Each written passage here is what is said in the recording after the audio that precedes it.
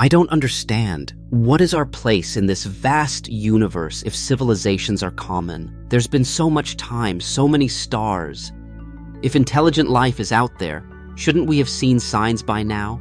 Imagine civilizations that were thriving 1,000,000 years ago. What would they look like today?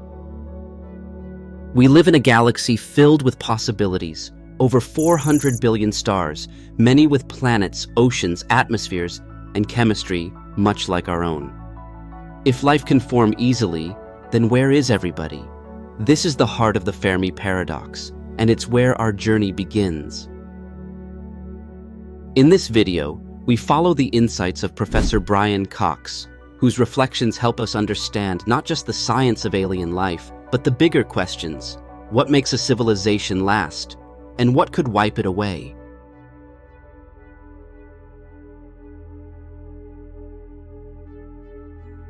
Human civilization, as we know it, is still in its infancy. Agriculture appeared only around 10,000 years ago. The first cities? Barely 5,000. And all of our science and technology, the telescopes, rockets, satellites, and smartphones, have come about in just the past few centuries. In that incredibly short time, we've already achieved what once seemed like science fiction. Walking on the moon, sending probes beyond the edge of the solar system, and listening for faint whispers from distant stars. If we've come this far in just a few hundred years, imagine what a civilization could accomplish in 1,000,000. They'd likely master interstellar travel, create vast networks across galaxies, or develop technologies we can't even imagine. And yet, nothing. No signals, no spacefaring structures, not even a cosmic whisper. This eerie absence is what makes the silence of the cosmos so deeply perplexing and raises one of the most haunting questions of all. Where is everyone? Life on Earth didn't take long to get started. As soon as our planet cooled enough to sustain liquid water, roughly 3.8 billion years ago, microbial life emerged. That fact alone is astonishing.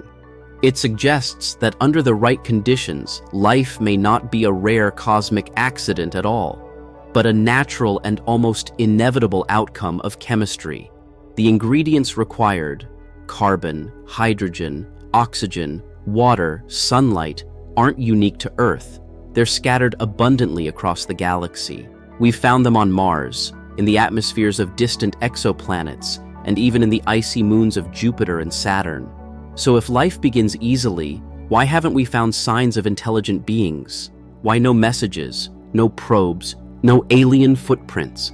Perhaps the emergence of life is common, but the leap to intelligent spacefaring civilizations is incredibly rare. Or perhaps they're out there, hidden in forms or frequencies we haven't yet learned how to perceive. Possible, I suppose, that there are space probes all over the place that are so small and are so efficient and use so little energy that we just don't see them. I suppose that is possible. This opens a new door. Maybe civilizations become so advanced, so efficient, so miniaturized, they disappear from our view. We keep looking for loud, obvious signals, but the real activity might be subtle, quiet, and microscopic. To explore this mystery, scientists often refer to the Drake equation, a way to estimate the number of detectable civilizations in the galaxy. One of its key variables is L, the length of time a civilization remains detectable, and that, as Brian Cox points out, might be the most delicate part of the equation.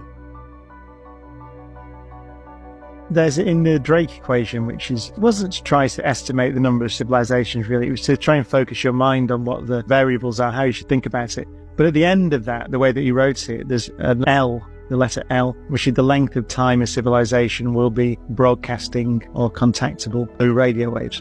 And I mean, we've been around in that form, which is with radio telescopes. I like it that astronomers define civilization as when did you get a radio telescope? Then you're civilized. And it's less than 100 years. We've only been detectable for about a century, and already we've come close, more than once, to ending it all. Now we reach one of the most unsettling possibilities in the search for intelligent life, the Great Filter Hypothesis. It suggests that somewhere along the evolutionary path from simple molecules to advanced spacefaring civilizations, there exists a near insurmountable barrier. A point so difficult to overcome that the vast majority of life never makes it through. The filter might be behind us. Perhaps the leap from non-living chemistry to self-replicating organisms is so improbable we're among the rare few who made it. If that's true, then our very existence is a miracle. But the darker, more chilling idea is that the filter still lies ahead.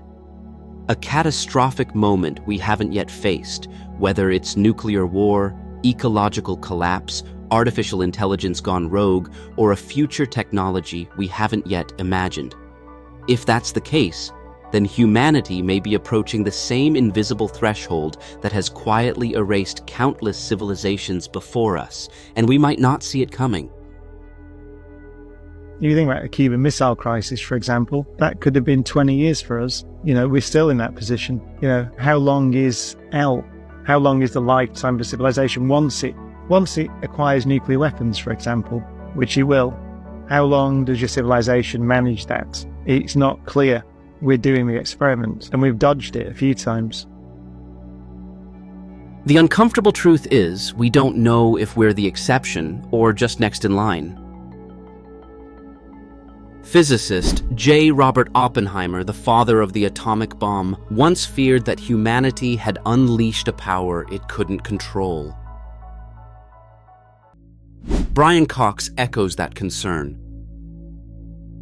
He invented this thing that we don't have the wisdom to control. He was very worried about what he'd done. He just strongly felt, and he might still be right, that we didn't have the wisdom to control the knowledge. So perhaps the Great Filter isn't some external catastrophe. Perhaps it's us, our ego, our technology, our inability to make wise choices in the face of overwhelming power. In the end, what makes this topic so moving isn't the science, it's what it says about life itself. The way I look at life is that it's the most important phenomenon that exists in the universe. Without life, the universe is, by definition, meaningless. Clearly, meaning enters the universe with consciousness, and consciousness is a property of living things. And so, without living things, there's no meaning. So what if Earth is the only place in the Milky Way with intelligent life? Then it's the only island of meaning in a sea of 400 billion stars. And therefore, we have a tremendous responsibility to protect this island of meaning. If we mess it up, we will be responsible, if that's the case, for annihilating meaning, perhaps forever, in a galaxy. So I think life's important. So, what if we really are the only intelligent beings in the galaxy? What if, out of hundreds of billions of stars and untold trillions of planets, this small blue world is the only place where the universe has become aware of itself? If that's true, then Earth isn't just home, it's the single island of meaning in a cosmic sea of silence. In this journey, we've explored the Fermi Paradox, the question of why, despite the mathematical probability, we haven't found signs of alien civilizations.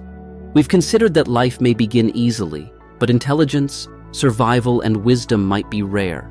Through the lens of the Great Filter, we've asked whether the greatest barrier lies behind us, or whether it still looms ahead.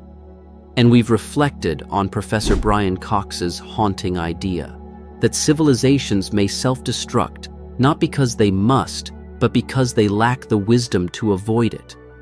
But what if we're the exception? What if we've been given this rare window not just to wonder, but to act, to protect life, to extend meaning? Because maybe the real question isn't where is everybody?